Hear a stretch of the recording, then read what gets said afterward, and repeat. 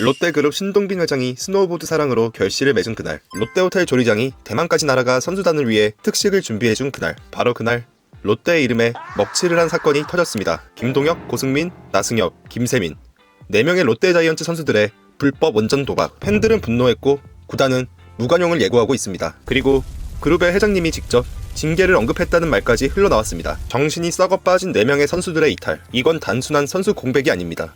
팀 문화, 팀 이미지, 팀 기강의 문제입니다. 그래서 오늘은 그 녀석들을 제외한 2026 시즌 롯데 자이언츠 야수진 예상 라인업 수정본을 야구대리가 냉정하게 다시 정리해보겠습니다. 외야수는 레이에스, 황성빈, 윤동희 그대로 갈 것으로 보이고, 내야는 3루수 박찬영, 2루수 한태양, 1루수 한동희로 기존 라인업에서 3자리가 바뀔 것으로 예상됩니다. 여기서 박찬영과 한태양이 그 녀석들의 자리를 대체한 점과 한동희가 수비 위치를 1루로 옮긴 점이 핵심이죠. 스프링 캠프를 치르며 송구가 불안정했던 한동희가 3루보다는 1루에서 적합하다는 판단이 있었던 것으로 보이고, 수비 부담이 덜한 1루에서 타격에 더 집중하라는 코칭 스태프의 의중도 읽힙니다. 이제 타순을 보겠습니다.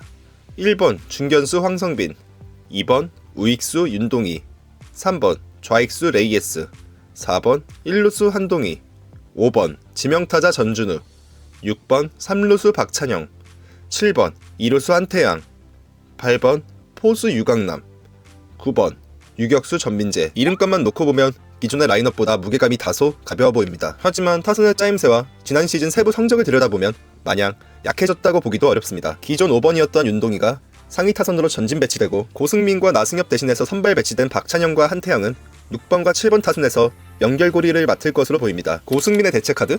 아니, 오히려 더 좋을 수도. 고승민의 이탈은 팀 전체적으로는 분명 손실입니다. 하지만 선발 라인업에 있어서 마냥 손실이라고 보기는 어렵습니다. 왜냐면 지난 시즌 롯데에서 2루수 포지션을 가장 많이 소화하고 안정적인 수비와 무난한 타격 능력을 보여준 선수가 바로 한태양이었기 때문입니다. 또한 표본은 고승민보다 적지만 타율, 출루율, 장타율, OPS까지 홈런을 제외한 타격의 모든 세부 수치를 따져보면 오히려 한태양이 더 좋았습니다. 특히 출루 이후 주루 센스와 수비의 안정감은 한태양이 확실히 더 좋았고요. 2025 시즌만 놓고 봤을 때 고승민이 이름값이었다면 한태양은 실질 지표였습니다. 기회가 늘어난 현 시점에서 한태양은 타선의 흐름을 끊지 않는 7번 역할로 충분해 보입니다. 나승엽의 대체?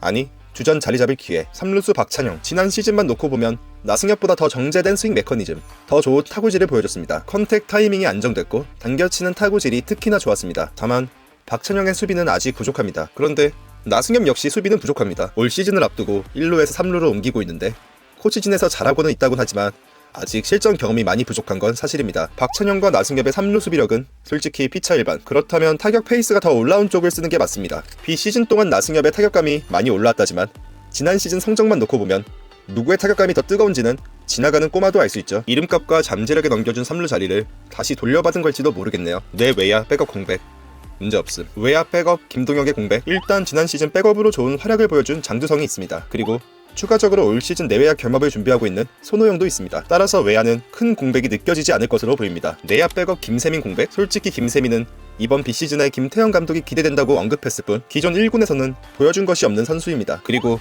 기존에도 이호준, 김민성, 손호영 등의 선수들이 건재해서 전혀 걱정하지 않아도 될 것 같습니다. 물론 1군에서 1.5군 자원 4명이 빠진 부분이 팀 뎁스 역할로 이어진 건 부정할 수 없는 사실입니다. 하지만 썩은 정신을 가진 선수들을 안고 가는 것보다 한번 정리하고 새 판을 까는 게 오히려 팀에 도움이 될 것입니다. 썩은 건더기를 걷어내면 물은 점차 맑아집니다. 기회는 맑은 물에서 잘 준비하고 있던 선수들에게 돌아가는 게 공정하지 않을까요? 고승민과 나승엽이 빠진 롯데의 야수진 선발 라인업은 화려하진 않습니다. 하지만 무너지지도 않습니다. 상위 타선은 여전히 괜찮은 테이블 세터로 구성되어 있고 3번에서 5번 중심 타선은 한동희가 복귀함으로써 지난 시즌보다 더 강력해 보입니다. 그리고 6번, 7번 박찬혁, 한태양은 변수이자 기회. 지난 시즌 반짝 보여준 활약들을 올 시즌까지 이어갈 수 있다면 오히려 롯데 전력에는 큰 상수가 될 것으로 보입니다. 위기 속에서 판을 다시 짜는 롯데. 이게 전화위복이 될지 진짜 추락이 될지 2026 시즌이 답을 내놓을 것입니다. 자, 그럼 여러분의 생각은 어떻습니까? 정신이 썩은 4명의 선수들을 제외한